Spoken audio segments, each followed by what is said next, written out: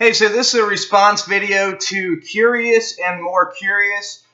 First of all, I just want to say to you, thank you for being a little more cordial than other people that have responded, other people that have commented. I'm actually looking forward to having an engaging conversation with you, so that's exciting. So thanks for that. But we'll just jump right in. So I just watched your video, and I really just wrote down some points I wanted to address. I guess I'm most interested in talking to you specifically about, is there a God in general? Because that's step one, is, well, is there a God, right? Before we can get into, is Christianity true? Is this true? Is this true? What philosophical, theological view should I have? Number one is, how did things start, right? So you asked me to give evidence that there is some sort of higher being outside of our reality that created our universe, right? In fact, you said that it seems, and every atheist I've ever talked to seems to think that the only thought I've put into this is, we can't figure it out, with a couple hundred years of scientific research, therefore it's God. No, that's not the only thought I've put into this, and I don't appreciate the lack of credit that you guys are giving me here. Why do I believe that there absolutely 100% was a creator to this universe? Well, number one, the law of causality, right? The laws of physics as we know them. The law of causality states that everything that exists has a cause outside of that thing. No matter what you're talking about a chair. Somebody made that chair. And there was something that put that chair into existence outside of that chair itself. And that is a law of physics for the entire known universe. But for some reason, when talking about the entire universe itself, everybody seems to throw that law of physics out and say, oh, well, the universe is either eternal or created itself naturally somehow. And that doesn't make sense. It doesn't make any sense. Think about it. Think about it using that law of physics that we know. That's impossible. It's completely impossible. How's the universe eternal? It couldn't be. Where did it come from? It had to have been a source outside of the universe itself. And that's why so many scientists and so many people that commented on my first atheist video and many others that I've discussed with about this topic say, oh, well, perhaps alien seeded life, or perhaps an outside dimensional, an interdimensional being outside of our reality created time. And it's amazing to me that people are willing to think, okay, perhaps a being outside of our universe created this universe, but they will not even start to begin to think about calling that being God. What's the difference between what I'm saying and that theory that an extra-dimensional being created our universe? There is no difference. I'm just calling it God. You're calling it an extra-dimensional being. And I'm not saying that was your argument, Curious, but that's one I've heard a lot. And so that leads us to abiogenesis, right? Let me find that on my notes here. Okay, so yeah, the first thing that every evolutionist says about abiogenesis is this isn't a part of evolution. This is something completely different. That's not true. I'm sorry, that's not true. I'm not going to give this to you because most evolutionists just want to skip right over the origin of life and go on to how life evolves. Well, what is it that abiogenesis is? It's defined as the evolution of the first cell. So it is evolution. That's exactly what this is. Evolution and abiogenesis and the nebular hypothesis, all in one, is an attempt to explain the universe through natural processes. But the laws of the universe as we know them, defy that idea. That can't happen. Based off the laws of the universe that we know, that cannot happen. It's impossible. And so diving into abiogenesis, there's plenty of reasons that life could not have begun on its own. Life doesn't come from non-life. Number one, right? Everybody knows that.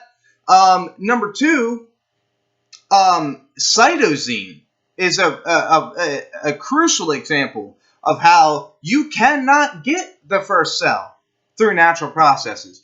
The reason being, cytosine is only created within the cell. That's the only place it's created in the entire universe is within a cell. And you have to have the whole cell. You have to have working proteins before you can get cytosine. But in order to get this working cell, you need cytosine. So you got a chicken and egg problem. How did this get here without this? How did this get here without this? And that leads me into the idea of star formation, planetary formation, because you have a similar issue, chicken and egg problem issue with the star formation. You were talking about fusion, how a gas cloud collects particles and then it implodes on itself, creating a star which fuses more chemicals and then eventually explodes into a supernova, shooting the chemicals throughout the universe. And this is not only stellar evolution, this is also their attempt to explain chemical evolution, because that is part of the theory as well. Before we can talk about abiogenesis even, before we can talk about life evolving, we have to talk about abiogenesis. We have to. Sorry, I'm not going to give it to you. That's part of the evolution theory. It always was, always will be. You can't just throw it out because it's not making sense right now. And before we can talk about abiogenesis, we need to talk about chemical evolution, because we're made up partially of carbon. So how did we get carbon from the elements that the Big Bang originally supposedly created? How do we get carbon from hydrogen? That's a problem. And so they say this fusion within the stars, and that ties into stellar evolution as well. But the problem is, one problem is the chicken and egg problem. Stars are made up of these chemicals that they are claiming that the stars fused, lesser elements into greater elements. But the stars are made up of these chemicals. So what came first? The star that's creating these chemicals, or the chemicals that's creating the star? That doesn't really make sense. Another problem with fusion is you can't fuse past iron. You can't do it. So that leaves many elements left to explain somehow. And let's see what I want to get into next. And I apologize. I know I'm not the greatest video editor or creator. I don't have it set up with fancy animations and things like that. So I apologize. It's probably boring to watch this video. Surprised so many people have been watching these. I mean, okay. So another point I meant to bring up earlier when I was talking about, is there a God? You said I can't just say we can't figure it out through scientific reasons, therefore there's a God. I need evidence. And I know that. But I can't put all the evidence that I have for, first of all, God, and second of all, the biblical account of creation and God being correct. I can't put all of that in one video. I have about 5 hours worth of evidence on my channel. If you want, you can check it out. That's why I put it out there. But these videos are hard enough to keep short, just responding to what you're saying. I can't give you all of my evidence in one video. It'd be a 5-hour long video, at least. So you have to do your own investigation. If you are that interested in what I have to say about God, I have hours and hours and hours of videos up. So check them out. All right, let's see.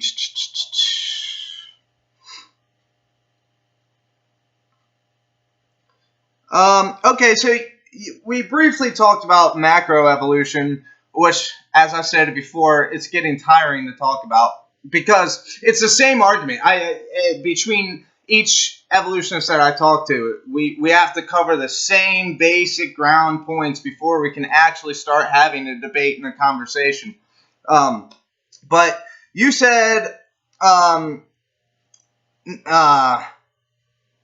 so we were talking about macroevolution. I don't remember exactly what you said. I didn't write it down. But please give one example of an anatomical feature that has changed into a new anatomical feature, or an anatomical feature that has just arisen that's a new anatomical feature, though, within an organism. Please give that example because it doesn't exist. There are no anatomical feature differences. Genetic mutation doesn't cause anatomical differences. Sometimes it causes morphological differences. The size of the animal, maybe the shape of the animal changed a little bit, the color, but you do not get new features. Sometimes you get a replicated feature. Say I was born with a third arm protruding out of my chest. All right, fine.